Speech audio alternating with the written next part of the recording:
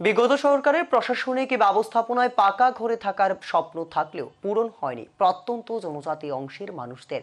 ভারতে বিজেপি সরকার প্রতিষ্ঠিত হওয়ার পর পাকা ঘরে বসবাস করার স্বপ্ন সফল হচ্ছে। আবাস যোজনা দিবস উপলক্ষে ব্লকের উদ্যোগে আয়োজিত অনুষ্ঠানে এমনটি অভিমত জানালেন জনজাতি কল্যাণ দপ্তরের মন্ত্রী বিকাশ দেববর্মা। বিগত সরকারের প্রশাসনিক ব্যবস্থাপনায় পাকা ঘরে থাকার স্বপ্ন থাকলেও পূরণ হয়নি প্রত্যন্ত জনজাতি অংশের মানুষদের। ভারতে বিজেপি সরকার প্রতিষ্ঠিত হওয়ার পর পাকা ঘরে বসবাস করার স্বপ্ন সফল হচ্ছে। আবাস যোজনা দিবস উপলক্ষে ব্লকের উদ্যোগে আয়োজিত অনুষ্ঠানে এমনটি অভিমত জানালেন জনজাতি কল্যাণ দপ্তরের মন্ত্রী বিকাশ দেববর্মা।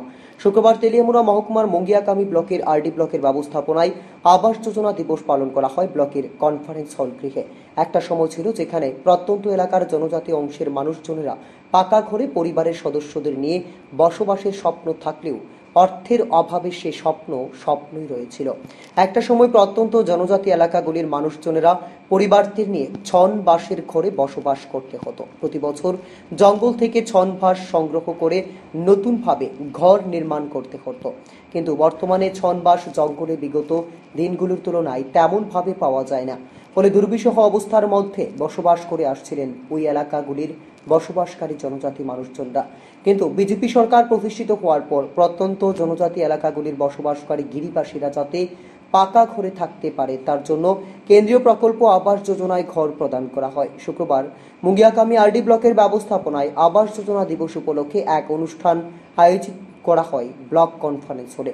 এদিনের আয়োজিত অনুষ্ঠানে উপস্থিত ছিলেন জনজাতি কল্যাণ দপ্তরের মন্ত্রী তথা 29 কৃষ্ণপুর বিধানসভা কেন্দ্রের বিধায়ক বিকাশ দেববর্মা। এছাড়াও উপস্থিত ছিলেন অতিরিক্ত মহকুমা শাসক, ব্লকের বিডিও সহ অন্যান্য জনপ্রতিনিধিরা।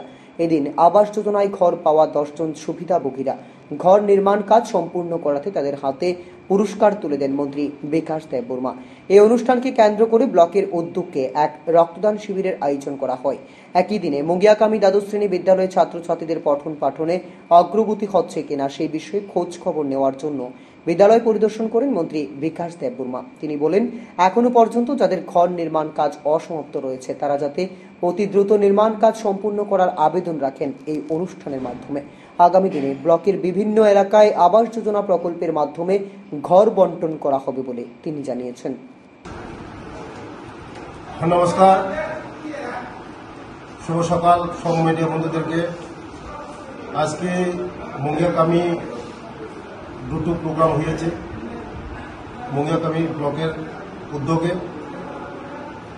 প্রথম প্রোগ্রামটা হয়েছে পিএম আবাস যোজনা, যারা বেনিফিশিয়ারি টাইমলি স্কিমটা যারা শেষ করেছে তাদেরকে অ্যাওয়ার্ড দেওয়া হচ্ছে।